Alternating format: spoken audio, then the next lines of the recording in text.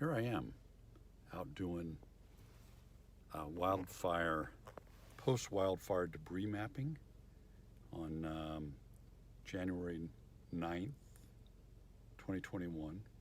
I'm in an area near Davenport, California, north of Santa Cruz, but quite a ways from there, probably a good 15 miles.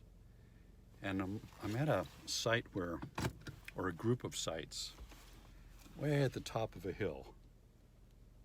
And it's so bizarre. It's very post-apocalyptic. Easy for you to say. Yeah, I'm going to record this.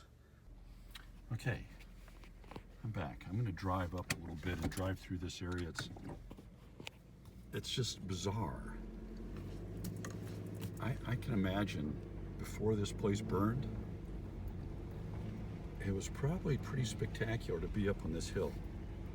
It's not easy getting here, and it's obviously high risk for fire, but I mean, here's the views. That would be looking pretty much north. I'm going to get out and walk around a little bit. So this was the CZU Fire Complex from summer of 2020. Great year we had in 2020. So looking west, there's the Pacific. Santa Cruz would be down there, down the coast, probably 30 miles, 40 miles maybe. And it's so strange seeing stuff that was in buildings, with all the buildings being gone, but all the metal stuff, the stuff that doesn't burn, still being here. It's just really odd. Dare I open this? I dare not. Yeah. And this goes on and on. This is one person's property, the Oyama family, I think, or someone named Oyama. The road cuts through here, then it kind of goes up that road over there, and it loops around and continues on over there. But it's just weird. And there's nobody here, of course. Why would there be?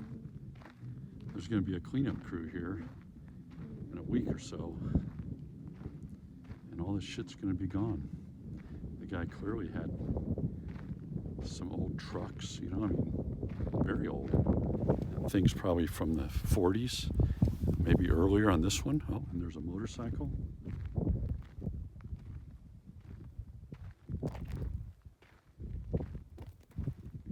Well, I think my friend Jens could fix that. Yeah. Sometimes there's these puddles of aluminum that melt from wheels and other alloys around cars, and it's just like little silver colored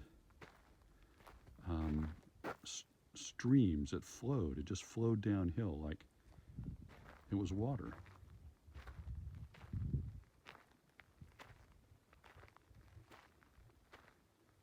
And you could hear the chainsaw a moment ago.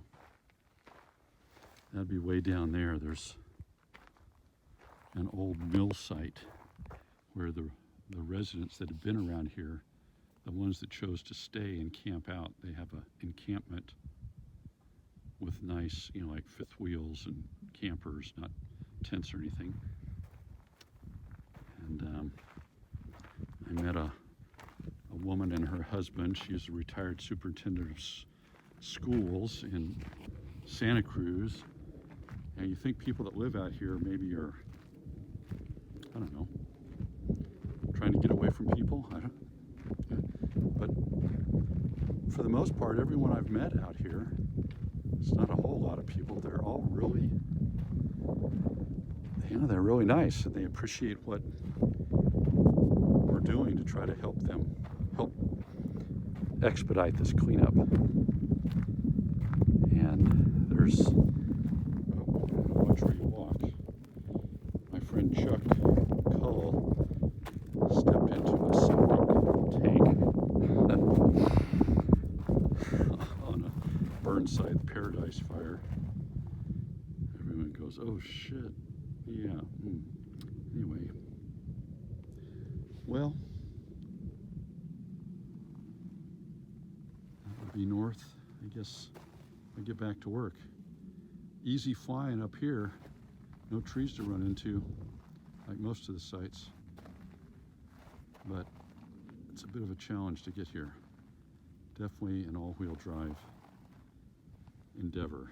I don't know if the cleanup crews, they got big trucks and equipment. I don't know how they're going to get up here. Very narrow little road. Sometimes I was filling the width of the little trail road completely with my car. So I don't know how they're going to get equipment up here. But that's not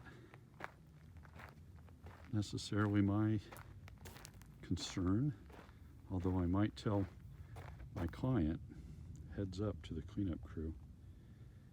I've seen windshields on cars that are still semi-intact, in other words, one piece, but completely melted, just undulating glass where it got so hot.